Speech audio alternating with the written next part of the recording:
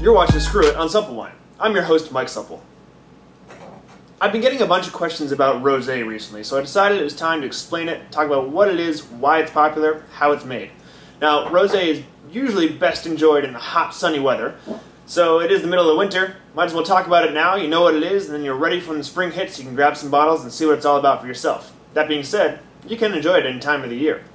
There are actually three main ways of making Rosé. The first is through skin contact. With very few exceptions, the juice of all grapes is clear. Red wine actually gets its color and a lot of its flavors and aromas from the skins of black and red grapes. Rosé wine made through the skin contact method starts out the same way as red wines. You take the red grapes and crush them, and as the juice sits touching the skins, it starts to pick up some of that color. For most red wines, the juice sits on those skins through the entire fermentation process, sometimes a couple of weeks, to really pick up all that dark red intense color. When you're making a rosé wine, you just let the juice sit on the skins for sometimes just a couple of days, just to pick up a little bit of that pink color, some of the fruity flavors and aromas. Of course, the longer the juice sits on the skins, the darker the wine. The second method is called saignée. That's a French word, literally means bleeding, and it refers to the bleeding of the vats. This is typically common when winemakers are trying to make red wine, and they decided they want to make that juice a lot more concentrated. So after just a couple of days of the juice sitting with the skins, they'll bleed some of the juice off the skins, as in they'll drain some of the juice out of the vat.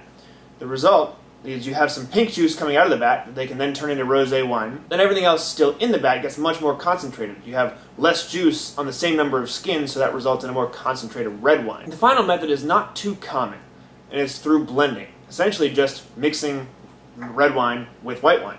This generally doesn't produce as high a quality rosé. However, it is still commonly used for most rosé champagnes. They actually blend red Pinot Noir in with the white champagne to make rosé, and you can still end up with really high quality results. It's pretty difficult to tell what method any winemaker used just by looking at the bottle.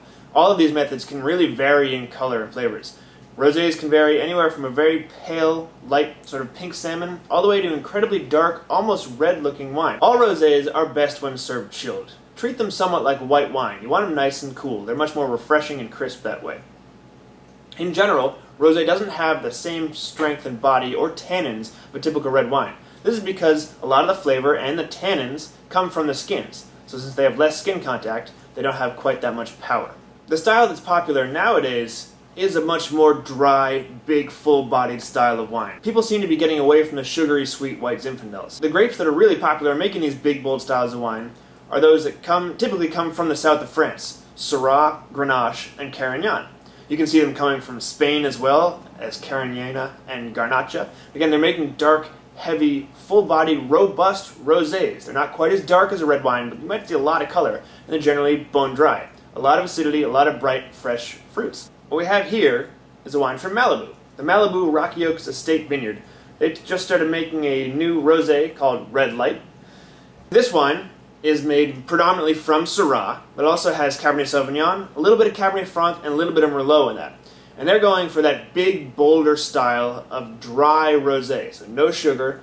It's got a little more alcohol to it, a little more kick, and a little fuller body. So, new product, decided we should check it out, see how it fits into the world of rosés. Now you might notice the top of this bottle looks a little different from normal corks. That's because it's closed with a Zork. What that means for you is you don't need a corkscrew. It's a lot easier to open and to reseal for later use. So, simply just peel it off, twist it around, and good to go.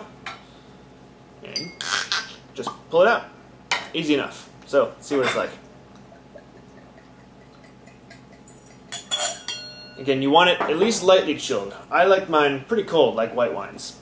You can see in the color here, it's pretty nice pink. Looks a little bit darker than a salmon, but not too intense in color. It does have a really nice nose. A lot of rosés you'll find have strawberry notes. That's because that just seems to be one of the flavors or aromas that comes out of the skins very early on. Just a fresh, bright strawberry. This has some nice aromas of ruby grapefruit in there, too. And maybe even some cherry and some citrus fruits. I'm getting a little bit of lemon and lime.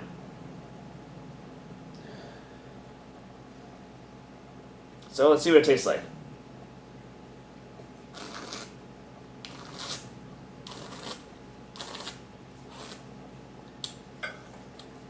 That's definitely a big, bold rosé.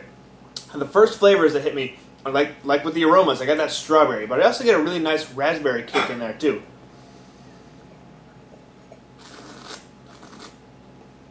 And the little notes of plum, and again, that bright ruby grapefruit coming in there with maybe some lemon zest in the back.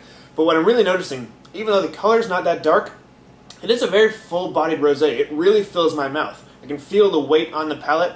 Definitely, like you can tell it has a little bit of higher alcohol content. Alcohol adds weight to your palate, so it'll feel bigger in your mouth. It feels a lot bigger than a typical white wine. I'd say the 2009 Red Light is a really good example of the style of rosé that's really popular around the world, but particularly in the United States right now. It's fuller in body. It's got nice weight to it on the palate, a lot of fresh fruit flavors, but it doesn't get overbearing. So there you have it. Rosé is essentially red wine made in a white wine style. Generally has a little bit more body than white wines, and a little bit more refreshing than your average red wine, without that painful, heavy tannin weight on your palate. So get out there and try it. Get some pink wine in your glass and see what they're all about.